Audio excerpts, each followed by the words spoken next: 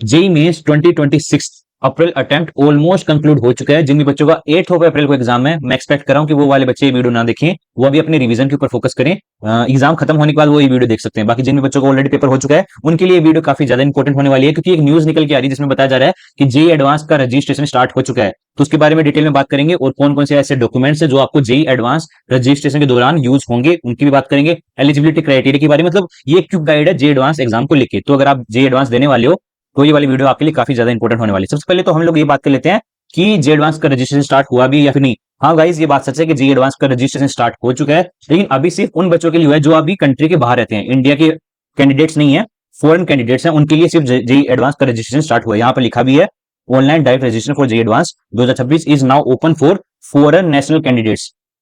तो अब बात कर लेते हैं कि इंडिया वाले बच्चों के लिए कब रजिस्ट्रेशन स्टार्ट होगा। तो उसके लिए भी यहाँ पर इंपॉर्टेंट डेट्स दी गई हैं।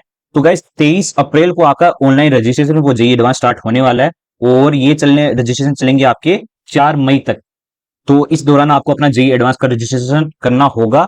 तो इस चैनल को सब्सक्राइब जरूर से करके रख लेना, बेल नोटिफिकेशन जरूर से दबा के रखना, ताकि आप ये इंपॉर्टेंट अपडेट मिस ना कर जाओ, कि कुछ बच्चा अपना फॉर्म भरना ही भूल जाते हैं। 23 मई से 4 मई की आपकी डेडलाइन है।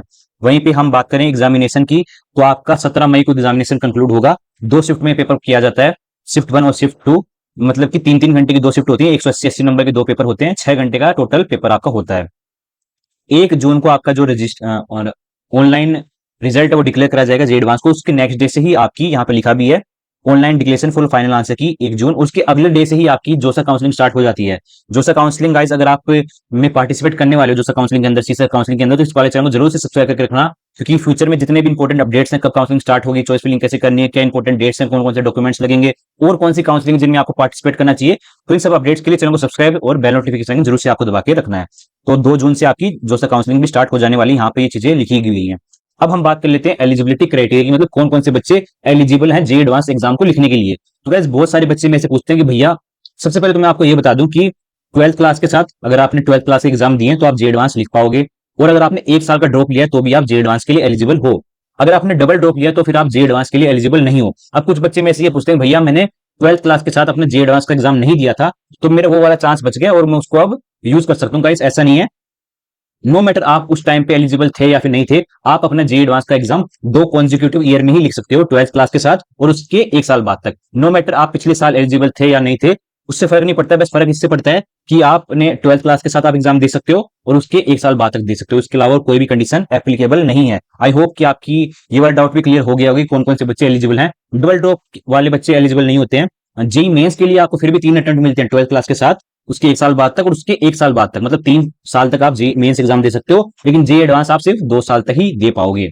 अब हम बात कर लेते हैं कौन कौन से ऐसे इंपॉर्टेंट डॉक्यूमेंट्स हैं जो आपको जे एडवांस रजिस्ट्रेशन के दौरान लगेंगे। तो उसके लिए यहाँ पे दिए इंस्ट्रक्शन भी दिए गए हैं, वो एक बार चेकआउट कर लेते हैं जल्दी से। For JEE Mains qualified candidates instruction. तो ये आपकी फीस दी गई है यहाँ पे 1600 for SC ST PWD female candidates और 3200 for general EWS OBC candidates boys. वहीं पे अब यहाँ पे दिए गए हैं कौन कौन से डॉक्यूमेंट्स है जो आपको जे एडवांस का फॉर्म फिलअप करते टाइम लगेंगे। 10th क्लास की सर्टिफिकेट, 12th क्लास की certificate, marksheet. I think marksheet अभी 12th क्लास बच्चों की, बहुत सारे बच्चों की नहीं आएगी, तो वो उस पार्ट को स्किप कर सकते हैं, तो उनको घबराने की कोई दिक्कत नहीं है। 10th क्लास की मार्कशीट होनी चाहिए, 12th क्लास की ना होगी तो भी काम चल जाएगा। कैटेगरी सर्टिफिकेट अगर है तो बहुत अच्छी बात है, नहीं है तो आप अभी के लिए अंडरटेकिंग लगा सकते हो, तो उससे आपका काम चल जाएगा। लेकिन मैं आपको जो भी बच्चे ओबीसी एनसीएल और जनरल EWS वाले बच्चे हैं, मैं उनको यही एडवाइस करूंगा कि उनको अपना कैटेगरी सर्टिफिकेट बनवा लेना 1 अप्रैल 2026 के बाद का। एक दिन पुराना भी होगा तो भी नहीं चलेगा, SC ST का पुराना भी चल जाता है। और अभी के लिए तो आप अंडरटेकिंग लगा के भी काम चला सकते हो, लेकिन आपकी जो काउंसलिंग के लिए अभी ज्यादा टाइम नहीं बचा है। काउंसलिंग के दौरान आपको अपना सर्टिफिकेट देना ही पड़ेगा हर हाल में। अगर नहीं प्रोवाइड करवा पाए तो आपका एडमिशन कैंसिल हो जाएगा। तो जनरल EWS वाले बच्चे और OBC वाले बच्चे अपना कैटेगरी सर्टिफिकेट के लिए अप्लाई कर दो, उसको बनने में 1 महीना तक भी लग जाता है।